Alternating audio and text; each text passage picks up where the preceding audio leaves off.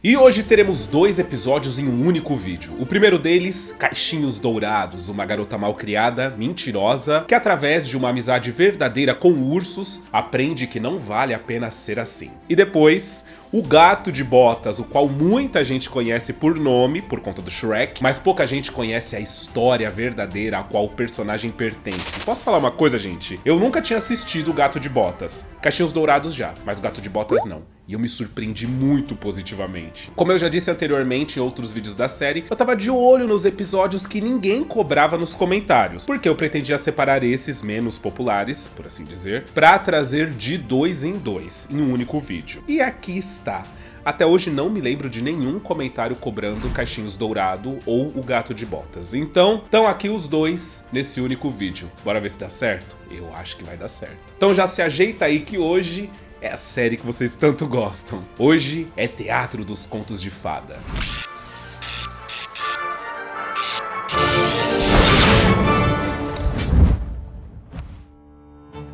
Bom, e como trata-se de dois contos, então sem uma intro muito longa, né? Bora pros episódios, porque ao longo deles a gente vai conversando, vai entendendo e eu vou trazendo os meus pitacos e comentários a respeito de cenário, desenvolvimento, roteiro e coisas do tipo. Bora? Ih, eu adoro. Vamos lá. E a gente começa com Caixinhos Dourados em uma abertura grandiosa, mostrando os cenários que vão ser usados durante o conto. E eu sempre falo pra vocês aqui, os cenários, gente, eu acho que pra quem tá maratonando esses vídeos, tá chegando agora no canal e tá vendo um atrás do outro, é sempre a mesma coisa a gente falando dos cenários, mas é porque, mano, é muito legal isso. Eu sou completamente apaixonado por cenário. Hoje em dia, ainda mais, né, que o cinema, enfim, desfruta de CGI, eu não sei se os teatros com de fada fossem feitos hoje, se a Shelley Duvall ia usar e abusar do CGI, sabe? Ou se ela faria cenários ainda assim. Mas o cenário é incrível e esse cenário, ele é muito alto. Ele é muito grandioso, vai ter cena que vai mostrar o quão gigantesco foi a montagem desse cenário. Acredito eu que ele tenha sido usado para outros contos também, eu acho. Ele me parece parte de outros cenários. O que muda mesmo é a filmografia, né? São as cores que o diretor escolheu pro conto que ele tá dirigindo, então isso muda um pouco, isso oscila entre os contos. Mas com certeza esse grande galpão aí de floresta foi usado para vários outros momentos. Inclusive, Cinderela mesmo utiliza do mesmo efeito do fundo pintado para dar essa profundidade de floresta. Então, vai saber, né? Se não tiraram muitas coisas aí, construíram a casinha da Cinderela aí perto desse fundo, não dá para saber. E essa é a casa da Caixinhos Dourado, que é aquilo, né? Eu acredito que seja construído só essa primeira parte, assim, né? Essa parte da frente, mas o interior não, até porque nós não vamos ter o interior da casa da Caixinhos Dourado. Eu me lembro de assistir quando eu era pequeno e eu me lembro de imaginar como que possivelmente era lá dentro. E temos a casa dos três ursos, que também é incrível, tá toda fechada com madeira e tal, travada, porque eles estão hibernando lá dentro. Então, para que eles não corram perigo hibernando lá dentro, como se ursos corressem perigo enquanto hibernam. Bom, dentro da fábula, tá, gente? Eu sei que existe todo um negócio de caçar ursos, etc. Aí sim, ursos que hibernam correm perigo quando tem caçadores, mas no caso deles é tipo,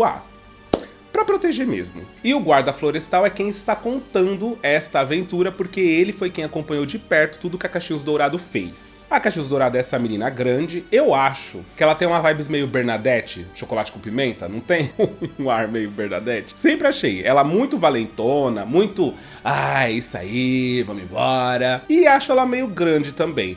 Mas eu me lembro da memória que eu tinha dela quando eu era pequeno. E eu não tinha essa visão de que ela era grande. Eu tinha a visão de que ela era uma garotinha valentona. Hoje eu vejo que ela não, você é grande, hein, moça? E aí vemos os três ursos acordando da hibernação, porque acabou o inverno e vai começar a primavera. É engraçado porque eles agem como seres humanos. Tipo, a mãe acorda, vai no banheiro, o pai quer acordar o filho não quer acordar porque ele tá com sono. E é isso, a dinâmica desse clássico vai ser esse, sabe? Tipo, vai ser uma família versus a outra família. Então a gente vai ver uma família mais amorosa, mais apegados uns aos outros, enquanto a gente vai ver a família da Caixinhos Dourado, que são totalmente tanto faz, sabe? Tipo, tá bom, é isso. Cada um vivendo a sua vida e tá ótimo. E é meio o impacto da dinâmica das famílias que leva este conto a existir. E temos uma pitada de humor aqui também, sabe? O diretor colocou um pouquinho de humor físico da parte do urso menor, do urso criança. Na verdade é do bebê urso. Ele não é tão bebê, né? É um menino meio grande já. Mas eu acho que é como a gente vai ter que chamar ele, porque vai ser o urso pai, o urso mãe e o urso bebê. bebê. Que o pai puxa ele da cama e ele rola, cai,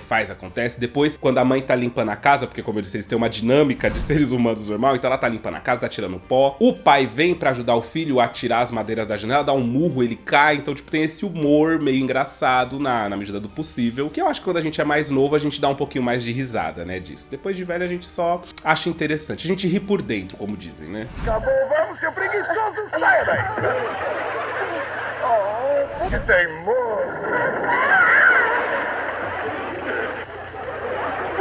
Ok. Enquanto isso, a gente vai ver a dinâmica da família da Cachinhos Dourados. Ela é mó mentirosa, gente. Ela sai de casa, aí tipo, o pai dela fala, mas onde você vai? Ela fala, vou no lago. Aí o pai dela fala, mas você já fez o exercício, né? Os deveres de casa? E aí ela inventa uma história que molhou e ela tem que pôr pra secar e tal. O pai dela não acredita, bota ela de castigo, manda ela voltar. Mas, meu amor, ela não fica de castigo, tá? Ela pula a janela e ela vai pro lago mesmo assim. Quer dizer, ela é um exemplo de como não ser criança. Meio que isso, sabe? E os três ursos estão colhendo mel. E eles falam a respeito de que, assim, cara, foi tanto mel que as abelhas produziram, eles têm tanto mel que eles vão começar a dar o mel pras pessoas. E aqui fica bem estabelecido essas diferenças entre a família, sabe? Tipo, a família da Caixinhos é completamente alheia e negligente quanto à criação, quanto dá afeto, carinho, essas coisas. Enquanto as dos três ursos, além deles serem afetuosos entre eles ainda são generosos com o mundo. E aí aqui eu quero comentar a grandiosidade do cenário, porque tem um momento em que a Caixinhos Dourada, ela vai pro esconderijo secreto dela, que ela tem, que ela entra, que ela brinca lá dentro sozinha e tal. E, gente,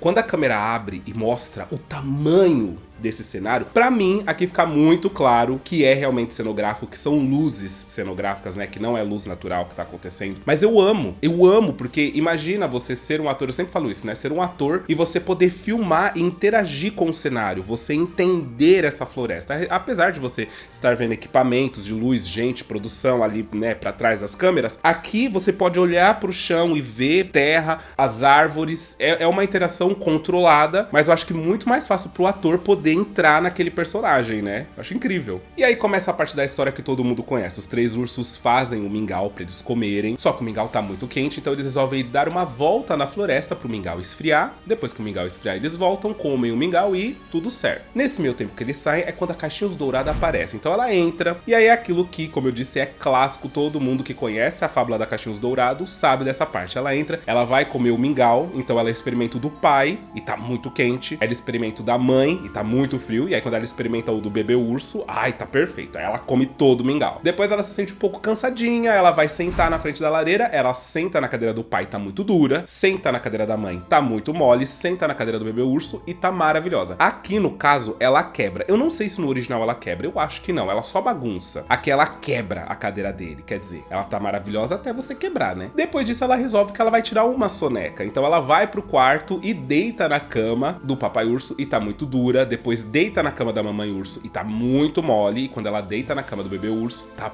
perfeita. E ela fica. Quer dizer, ela não foi convidada, não tinha ninguém em casa, ela simplesmente invadiu, comeu uma comida que ela não sabia de quem que era, nem se tava boa, usou das coisas da casa e ainda deitou na cama. Mal criada pra cacete, né? Não existe isso. Os três ursos chegam e na hora que eles vão comer o mingau, eles percebem que mexeram no mingau deles. E o bebê urso chora porque comeram todo o mingau deles. Depois eles vão pra sala e percebem que as cadeiras estão mexidas, estão sentadas. E o bebê urso percebe que a dele, inclusive com aquele tipo de humor que eu falei pra vocês que é um humor mais físico, ele vai sentar na cadeira dele e ele cai completamente. Quando eles vão pro quarto, eles encontram a Caixinhos Dourado deitada na cama. Inclusive, gente, que cenário legal o do quarto, né? Tipo, ele é muito aconchegante, muito bonitinho. É um tipo de quarto de chalé. E acho que eu já falei outras vezes que eu tenho um sonho de ir pra um chalé. Tem uns chalés em Minas Gerais, que a família da minha mãe é de Minas Gerais. Então tem uns chalés lá que eu sou louco pra alugar só pra ficar, só pra ter esse climão de Teatros Contos de Fada. Se eu for um dia, eu filmo tudo e trago aqui no canal pra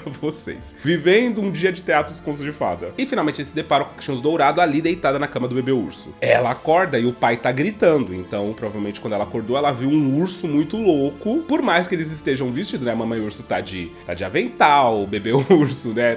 Tá de roupa e tal. Ela sai correndo, ela pula a janela e sai correndo. E aí eles ficam se perguntando, sabe? A mamãe urso fica perguntando assim, será que você não foi muito doido pra cima dela? Não. Talvez você não tivesse que ter gritado com ela. ela, porque eles são amorosos. O dia passa, a Cachinhos Dourado ainda tá de castigo, o pai dela manda ela pegar, tirar erva daninha. Ela dá um jeito, engana o guarda florestal e faz com que ele pegue, tipo, elogiando ele, falando, nossa, como você é rápido, gente, você é muito bom pegando erva daninha. Aí ele começa a se sentir, começa a arrancar todas as ervas. Os três ursos vão dar os mels que eles escolheram, só que, tipo, o pessoal ataca a pedra neles, ficam super tristes porque eles estão dando o mel. Mas eles são três ursos, né? Então a galera não reage bem. E a Cachinhos Dourado vai pro esconderijo dela. Quando ela tá lá, o bebê urso, sem querer, encontra ela. Ele é louco pra ter algum amigo, alguma interação, pra brincar com ele. Então eles brincam um pouco ali embaixo e ele fala, vamos lá em casa, porque você tem que conhecer meus pais, você tem que conhecer minha casa. Quando ela chega, óbvio que o papai urso percebe quem é, então ela fala, mas o que você tá fazendo aqui, menina, e tal? E ela começa a chorar, ela fala bem assim, cara, eu tava semanas sem comer, e aí o bebê urso fala, ela é órfã, porque ela fala pro bebê urso que ela é órfã, que ela mora naquele esconderijo sozinha. Então ela contou um monte de mentira tristíssima sobre a vida dela, que acaba comovendo os três ursos e eles meio que adotam ela. Então eles deixam que ela fique na casa e se desculpam por ter gritado com ela, tipo, ela sendo uma garota órfã, perdida, né, sem alimento há mais de 2 semanas, poxa, o que tem? Ela entrar e comer o mingau. Mas é tudo mentira, ela é mó mentirosa, mano. No entanto, ela desapareceu. Então quando o guarda florestal chega pra poder colher informações, perguntar, né, quando foi a última vez que os pais dela viram ela e tal, os pais dela ficam tipo, quando que foi a última vez? Nem mostra eles falando quando foi a última vez que eles viram a filha deles. Tamanha negligência dessa criação, tipo, eles não estão nem aí pra ela. A mãe parece pra mim assim que ela é a que tá menos aí. Tipo, tanto faz. Quando viram a Cachinhos pela última vez? Gente, isso não existe. Enquanto isso, a Cachinhos Dourado, ela tá lá com os três ursos vivendo o que ela nunca viveu com a família dela. Brincando, saindo pra pescar, eles falam de pescar e ela fala bem assim, ai, então vocês têm uma vara, cadê a vara de vocês? E aí, tipo, eles falam, não, a gente pesca com a boca, né? Porque eles pescam, eles são ursos, então eles olham pro peixe e mergulham e pegam o peixe. Ela fala, a gente pode tentar, né, tals. Eles mostram pra ela, ensinam pra ela a apicultura, levam ela pra ver as abelhas, mostram as abelhas. O bebê urso fala que cada abelha tem um nome, porque eles cuidam mesmo, né? A família deles, aquelas abelhas também. Então, tipo, além deles serem amorosos com uma menina que acabou de chegar, eles são amorosos com os animais, eles são amorosos com os humanos, eles são um exemplo de família, gente. Os três ursos são babadeiro. Ela joga jogos à noite, uma interação que não existe notoriamente, não existe na família dela. Provavelmente ela nunca se divertiu daquele jeito com os pais dela, como ela está se divertindo com os três ursos. E eles não estão fazendo isso porque ela está ali. Essa é de fato a rotina deles. No entanto, no dia seguinte, o guarda florestal aparece lá perguntando se eles viram uma menininha e tal. Ela corre e se esconde. E quando ele tá falando com o urso começa a descrever e fala bem assim, uma menininha assim, com cabelos dourados, caixinhos e tal. Aí ele fala, Aí ele fala, só um segundo. Ele vai, pega caixinhos dourados, traz. Quando ele traz, gente, é horrível. Ela fala que ela foi sequestrada por eles. Eu não tenho culpa. Eles me raptaram e me prenderam aqui e eu não pude fugir.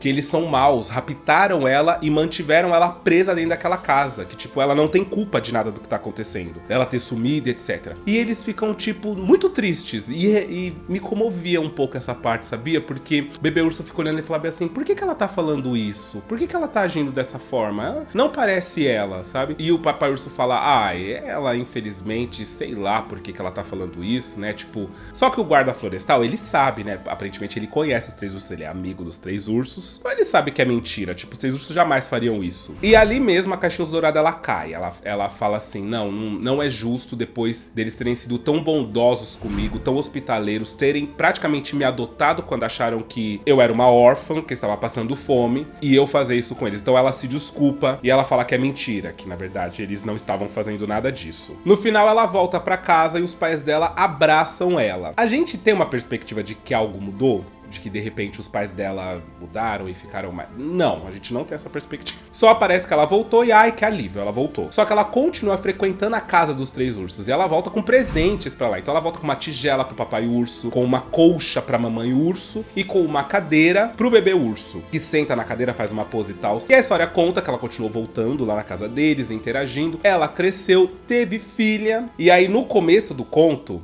a gente vê ela tacando uma pedra no chapéu do guarda florestal e arrancando o chapéu da cabeça dele. E aí quando o guarda florestal tá falando da filhinha da Cachinhos Dourado, o chapéu dele é arrancado da cabeça. E ele fala bem assim, pois é, ela teve uma filhinha e, gente, será que a história vai se repetir? Ela aprendeu, afinal de contas, aprendeu a não mentir, aprendeu a ser uma menina melhor, aprendeu a honrar com seus compromissos e tudo mais de lindo que o Teatro dos Contos de Fada mostra pra gente. Na verdade, ele não mostra, ele fala. É um conto, psicologicamente, um pouco mais profundo, né? Quando a gente é mais novo, eu, pelo menos, eu não tinha essa dimensão da família dela. Era algo que nem me chamava atenção. O que me chamava atenção mesmo era o fato dela ser mentirosa, esse final que me chocava muito, ela contando essas mentiras a respeito dos 3 ursos pra meio que se safar impune, né? Pra ela não tomar uma bronca ou algo do tipo. E ela própria me chamava atenção, ela ser desse jeito. Depois de grande, a família de repente me chamou a atenção. A família dela, o quanto eles são alheios, né? Como eu disse, negligentes com a criação dela. O quanto eles não dão afeto, carinho. E eu vou falar, isso impacta de fato na criação de uma pessoa. Esses primeiros anos de carinho e afeto da família, eles têm um impacto gigantesco, sabe? É bem profundo isso, se a gente for parar pra pensar pelo lado psicológico. Mas fora essas coisas mais profundas, o conto é muito bonito visualmente, é clássico Teatro dos Contos de Fada,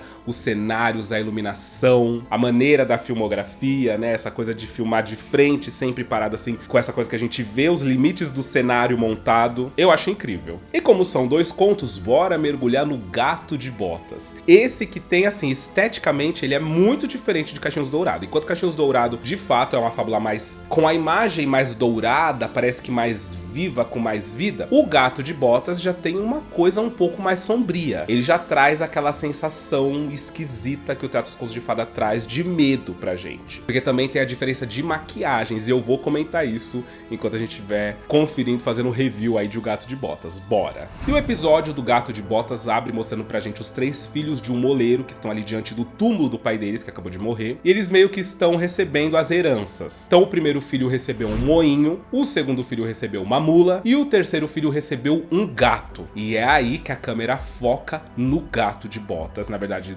só gato até esse presente momento, e ele é assustador. Gente, essa maquiagem dele. Vai ter momentos de mais claridade, a gente vai ver com mais perfeição, e é muito estranho, porque como ele é o famoso humanoide, ele tem essa maquiagem de gato, ele tem essa roupa de gato colada nele pra se fazer parecer realista, só que ele, de repente, ele anda de pé, do nada, ele fica andando de 4, né, mas ele anda de 4 daquele jeito que a gente vê que é um ser humano andando de 4, porque a perna dele não acaba quando chega no chão, a gente percebe, isso aqui é o joelho, a perna dele continua pra trás, então tipo, é um ser humano de 4 no chão. E por conta disso, visualmente, ele cai no Vale da Estranheza. E dá-lhe estranheza nisso. Eu teria pesadelos terríveis à noite se eu tivesse assistido quando eu era criança. Mas esse clássico, esse conto, eu não assisti quando eu era pequeno. Eu assisti realmente pela primeira vez pra trazer pra vocês o review. E isso eu acho muito louco, porque como eu era muito assíduo no Teatro dos Contos de Fada que passava na Cultura, eu fico pensando se alguns episódios eles passavam menos, sabe? Se alguns episódios davam menos audiência quando passava e por isso eles evitavam ficar passando, sabe? Porque eu não me lembro realmente de nunca ter assistido o Gato de Botas no Teatro dos Contos de Fada. Bom, o fato é que o gato fica repetindo pro dono dele que ele tem um plano. Ah, mestre, eu tenho um plano.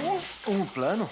Ah, um grande plano. Um plano que vai fazer ele rico e capaz de realizar os sonhos mais loucos da cabeça dele. Só que ele, nesse primeiro momento, ele só faz é falar que vai matar o gato. Um dia, quando menos esperar, eu estraçalho você.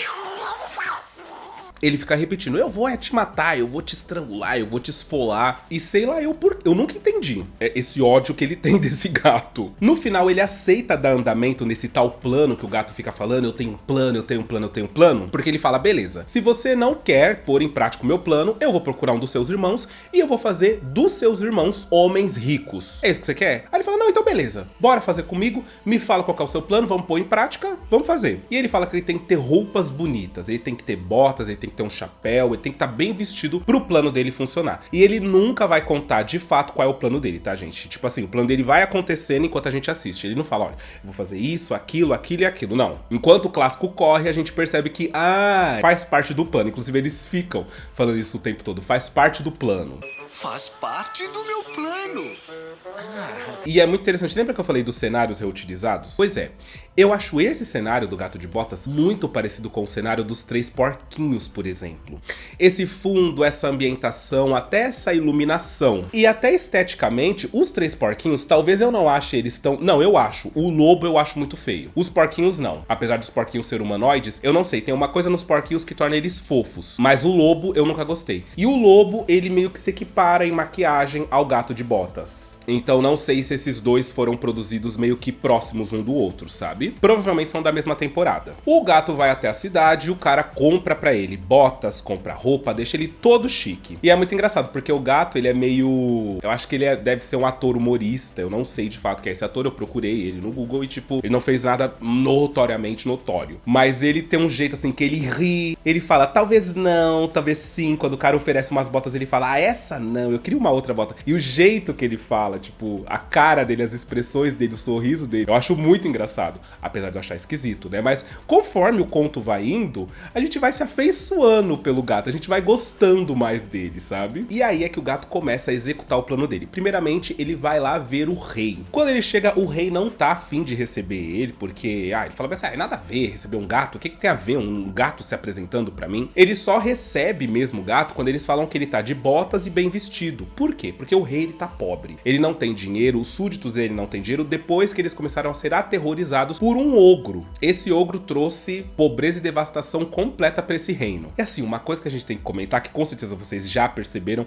acho que foi uma das primeiras coisas que o meu marido percebeu quando ele me viu assistindo, é que o elenco é preto. Vocês perceberam? O rei, a princesa vai aparecer daqui a pouco, inclusive eu vou comentar da atriz que faz a princesa, o próprio moleiro. Eu acho que o gato também porque o gato ele tem um jeitão, eu acho que ele é. E isso é incrível. Tipo, eu assisti vários episódios do Teatro dos Contos de Fada e eu não me lembro de nenhum deles algum ator negro ter posição de destaque, ter papel de destaque. E esse conto foi feito inteiramente por pessoas pretas.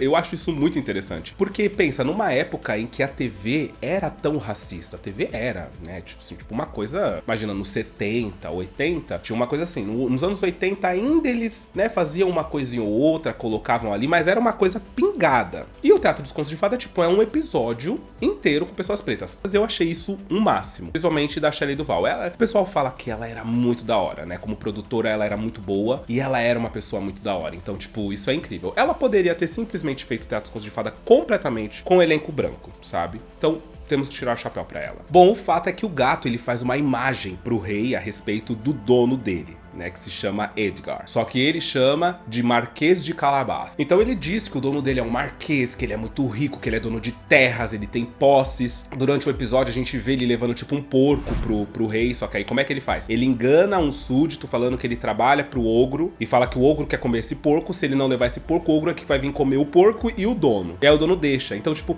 ele usa meio que da inteligência dele pra ir fazendo com que o plano dele fosse tomando forma. E é nessa que a gente conhece a princesa, porque tem um momento em que o rei tá falando pra princesa desse tal Marquês de Calabás. E a princesa é Alfre Woodard, que é uma atriz americana maravilhosa, que já fez, enfim, vários filmes. Com certeza você conhece a cara dela de algum filme. Eu me lembro muito dela, porque ela me chama atenção muito nesse filme, que é a Annabelle. Ela é a vizinha da Annabelle. E tipo, é um filme muito tenso, mas eu me lembro dela porque ela me trazia um certo conforto, sabe? Tipo, ela sabia do que tava acontecendo, então tipo assim, peraí que a gente vai dar um jeito. E no final, se eu não me engano, ela ainda se suicida com a boneca, né? Não tem um lance assim, então tipo, ela é muito legal. E por fim, o gato convida o rei e a filha dele pra irem passar um dia no castelo do Marquês, que é o dono dele. E a gente fica pensando, cara, até então, meio que tem sido planos meio ok que ele tem executado pra fazer com que o rei ache que o Edgar, né, aquele pobre coitado, é um marquês. Mas tipo, e aí? Eles vão lá conhecer o castelo do cara. E o cara não tem um castelo. Então, nesse ponto da história, eu já tava muito envolvido. É um conto que o enredo dele é muito bom e ele vai te levando e você vai ficando cada vez mais curioso pra saber o que o gato vai fazer. Sem dizer que, além do conto ser bom, o elenco é muito legal e como eu falei pra vocês, eu tiro o chapéu pra esse gato. Esse gato, esse ator que fez o gato, ele é maravilhoso. Completamente expressivo e cativante. Assim, ele tem carisma que explode pra mim, sabe? Eu adoro. E uma coisa que eu quero comentar em termos de produção é que quando eles mostram o castelo do rei, por exemplo, eles usaram aquela técnica de que você faz uma pintura numa parede de vidro, né? Numa tela de vidro. E pra dar essa perspectiva, colocam, por exemplo, o castelo atrás. Então, quando a câmera vai afastando pra poder mostrar o castelo, castelo, essa perspectiva do que tá mais próximo e o castelo tá mais distante, é porque isso foi pintado num vidro. Eu adoro essa técnica, era usada demais em Hollywood, só que aquela fica muito evidente, ela fica muito clara. Ainda assim, é teatro dos contos de fada, né? Eles usam o que podem, na imaginação deles, pra poder contar o conto, trazer o conto à vida. E o gato dá início no seu plano. Pra começar, o rei tá vindo numa carruagem belíssima, maravilhosa, vermelha, e é incrível porque, como a gente já tem analisado muitos contos, então não é muita coisa que me surpreende, e essa carruagem me surpreendeu demais, assim, muito bonita. E eles construíram mesmo, colocaram dentro do cenário pra andar, então, tipo assim, efeito prático. Só que o Edgar, ele não tem roupas chiques, né? Ele tem umas roupas lá, velha, de moleiro, de súdito pobre, e o rei não pode ver ele desse jeito. Então o plano do gato é o seguinte, ele cava um buraco, pede pro Edgar entrar no buraco, cobre o Edgar até a cabeça e fala: eu vou dizer que você foi roubado, que você foi assaltado, você diz que sim, e aí o rei vai querer te dar roupas, vai querer te ajudar, e fica tudo certo, beleza? Beleza. E é isso que ele faz. Ele chega correndo na carruagem do rei e fala assim: meu Deus, o marquês foi furtado, foi assaltado. O rei chega, a princesa fica meio assim, ela fala assim: nossa, isso não é jeito de conhecer uma princesa, porque ela tá muito animada, a princesa, ela quer se casar, né? Ela tá afim de se casar. E dito e feito, o rei fala bem assim: não, a gente dá um jeito nisso. Pede pros caras ir lá no castelo buscar roupas pro marquês e fala que eles podem continuar a viagem dentro da carruagem deles, que não tem problema esse assalto. O negócio é que ele quer conhecer o castelo do marquês. E o gato não mantém viagem com eles, porque eles estão meio que viajando pelo vilarejo pra ver uns pontos do vilarejo, etc. Então o gato, ele fala bem assim: não, vai curtindo a viagem porque eu vou correr pro castelo pra poder arrumar o castelo pra receber vocês, pode ser? Beleza. O gato sai. Aí ele encontra uns aldeões que estão ali mexendo no feno e tal, trabalhando, e ele fala pra esses aldeões que ele é servo do ogro, que ele é um bicho de estimação do ogro. Os aldeões acreditam, por quê? Porque ele tá bem vestido, né? Então, tipo, aquele primeiro plano dele de, primeiramente, eu tenho que ter roupas, eu não posso parecer um gato comum, ele foi útil em muitas instâncias. E aqui, de novo, todo mundo acredita que ele trabalha realmente pro ogro. Então ele fala assim: olha, é o seguinte, o ogro, ele não quer que vocês falem que essas terras pertencem a um ogro, porque ele tá se sentindo meio mal e tal. Vocês têm que falar que essas terras pertencem ao Marquês de Carabás. Aí eles ficam: Marquês de Carabás e tal. E fala assim: se qualquer um chegar e perguntar a quem pertence essas terras, vocês dizem Marquês de Carabás. Show! E eles são meio... tipo assim, a série meio que pinta eles meio como burros, sabe? Como um pessoal meio... Mas beleza, o gato fala: ai, tomara que dê certo. O rei tá passando de carruagem, para bem nesse ponto, fala: ai, deixa eu falar com o pessoal, o trabalhador, deixa eu observar essa paisagem maravilhosa. Quando ele chegar pra falar com os caras, ele fala bem assim: gente, isso aqui é maravilhoso, a quem pertence essas terras? Aí os caras ficam falando, eles falam Marquês de Carabás, eles falam errado, o rei próprio é quem corrige. Marquês de Graviola! Com certeza esses idiotas querem dizer Carabás. Então, tipo, show, parte do plano. Plano em andamento. A imagem do Marquês de Carabás continua bem feita. Inclusive, ele tá com roupas maravilhosas, ele tá com um chapelão dos Três Mosqueteiros. E ele e a princesa naquele engajamento, assim, os dois estão, querida, se apaixonando um pelo outro, descobrindo coisas que os dois gostam em comum, que inclusive é basicamente tudo. Você detesta escuro? Eu detesto. E você? Eu detesto. O gato chega então até um castelo, e é o castelo do tal ogro. O ogro que tem aterrorizado todo mundo, comido todo mundo, implantado caos na cidade. E, gente... eu não sei como é que chama aquela porta do castelo que desce assim com umas correntes, eu não sei como é que chega, aquela entrada do castelo. E é muito engraçado, porque eles fizeram, obviamente, em miniatura.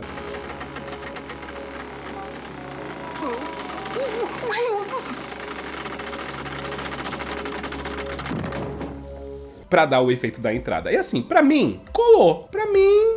eu aceitei. Com certeza, se eu fosse mais novo, se a gente não tivesse esse olhar treinado que a Marvel propôs pra gente por conta de CGI, etc., eu teria comprado, falado bem assim: tá, beleza, show. Era um castelo mesmo. E o ogro, na verdade, a gente fica achando que vai aparecer tipo o Goro, né? Alguém assim, um personagem meio muito louco, tipo do Mortal Kombat. Mas não, é só um cara muito alto e aparentemente muito forte, porque tem uma hora que ele manda o gato entrar, né? Ele rica o gato, e o gato entra falando pra ele que o senhor dele vai vir desafiá-lo. E o ogro fica falando quanto ele não gosta das coisas. Ele pega um diamante, um rubi, e ele esmaga o rubi com a mão assim, tipo, né? Todo mundo sabe que esse tipo de pedra preciosa, rubi, diamante, é muito difícil você quebrar, né? O verdadeiro é muito difícil. E aí o gato fala, mas o meu senhor vai vir desafiá-lo e ele vai acabar com você porque ele é muito babadeiro. Ele ri, ele fala, nossa, quem? Ele tem que ser muito bom pra acabar comigo. E ele fala bem assim, não, porque ele consegue se transformar num leão e ele vai te devorar. Aí ele fala bem assim, num leão? Ele se transforma num leão desse jeito aqui, e aí, gente, rola.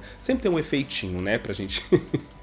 pra gente ter que defender aqui. Mas era a época, né? Ele se transforma num leão. Você diz assim?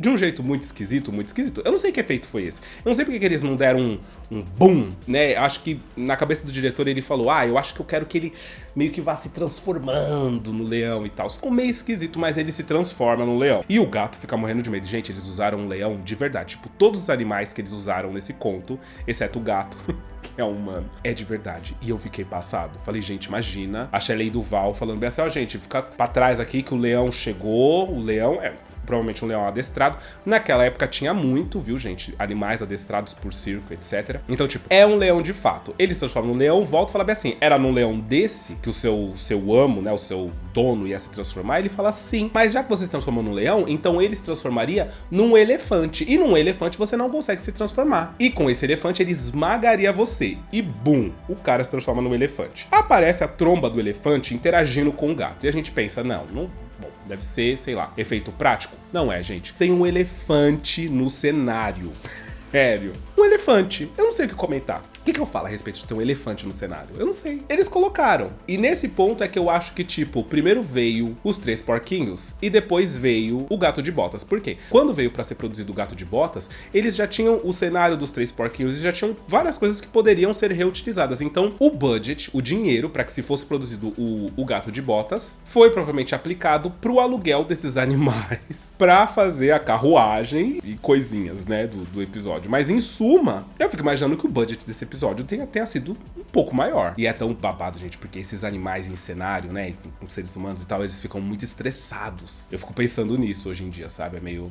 Nisso eu acho que o CGI, ele poderia se aprimorar a ponto da gente não perceber diferença pra que não tenha que se usar animais. E hoje não se usa mesmo, né, de fato. Em nenhuma dessas produções. Por fim, ele fala, não, mas se você se transformar num elefante, ele vai se transformar num ratinho muito pequenininho. E num ratinho você não consegue se transformar, porque se você se transformou só em coisas grandes, né? Ele fala, num rato? Pera aí. Aí aquele efeito de novo, gente. Mas aí é chroma key, aí tá mais tranquilo. Ele se transforma num ratinho. No que ele se transforma num rato, o gato olha pra câmera, lambe os beijos e fala bem assim, é agora, querida. Ele come o rato, que no caso era o ogro, né? Tipo, ele, bom...